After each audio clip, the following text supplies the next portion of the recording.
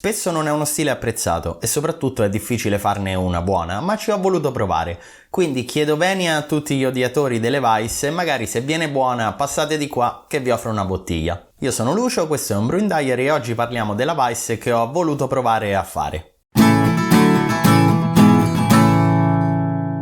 La Weiss è uno stile che non mi entusiasma molto bere, ma comunque resta interessante e ho voluto provare a farlo soprattutto per testare nuovi lieviti come l'M20 della Mangrove, e questo lievito conto poi di utilizzarlo per altri stili interessanti come la Roggenbier. Ma partiamo dall'inizio. Per questo Brew Day ho utilizzato un'acqua non troppo carica, una parità tra solfati e cloruri e un profilo con poco calcio, perché la limpidezza non mi interessa, mi bastava che il pH si attestasse su un valore adeguato. Il grist è composto da metà malto Pilsner e metà malto di frumento. Come marca mi sono affidato alla Italmalt, così posso anche dire che è un prodotto made in Italy. E ora arriviamo al mash, il cui obiettivo è quello di preparare un mosto adatto a far lavorare il lievito e ottenere il giusto bilanciamento tra le note di chiodo di garofano e quelle di banana.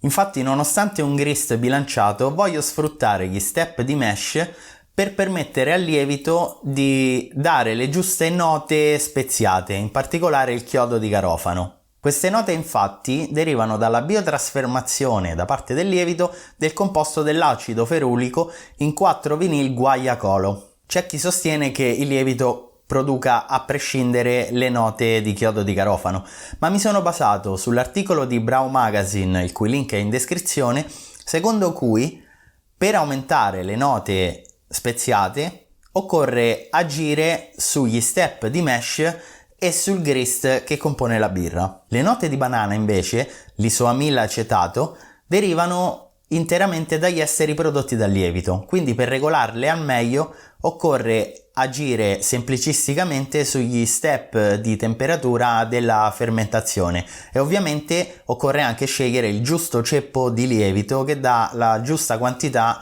di esteri bananosi.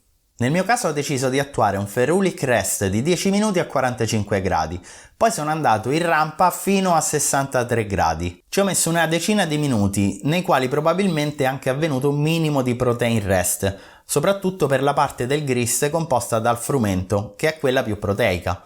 Ho tenuto la temperatura in beta amilasi a 63 gradi per circa 30 minuti, poi a 72 gradi per altri 40 minuti. I tempi sono stati molto lunghi per il mash perché volevo essere sicuro che tutti gli amidi presenti nel grist fossero convertiti adeguatamente in zuccheri fermentabili. Infatti mi sono anche aiutato con un test dello iodio di confronto fatto subito dopo il mash-in. Spesso mi è capitato infatti con un grist ad alto contenuto di frumento anche in fiocchi che ci fosse parte degli amidi che non erano stati convertiti a fine mash e quindi mi trovavo con un test dello iodio negativo. Per fortuna non è stato questo il caso. Dopo il mash out sono andato in sparge senza troppi problemi in filtrazione, anche grazie alla grande quantità di lolla di riso utilizzata. Per il boil ho amaricato usando l'Hallertau Hersbrucker fino a raggiungere 11 IBU in 2 gettate, da 8 grammi a 60 minuti e da 4 grammi a 20 minuti. E dopo aver sanificato il fermentatore ed ero praticamente pronto per andare in raffreddamento, mi è successo l'imprevisto peggiore di questa stagione brassicola. Finora. Il floaty, che uso per tracciare la fermentazione in tempo reale, ha deciso di non funzionare più, probabilmente scarico. E quindi non ho potuto seguire in tempo reale la fermentazione, cosa che mi avrebbe fatto molto comodo visto che l'intento era quello di capire come stava lavorando il nuovo lievito che sto utilizzando, l'M20. Per rincuorarmi, dimmi nei commenti qual è stato il tuo peggiore imprevisto durante una giornata di cotta. Comunque, inizialmente sono riuscito a sistemare il densimetro e a farlo funzionare, quindi per i primi giorni ho dati sull'andamento della cotta.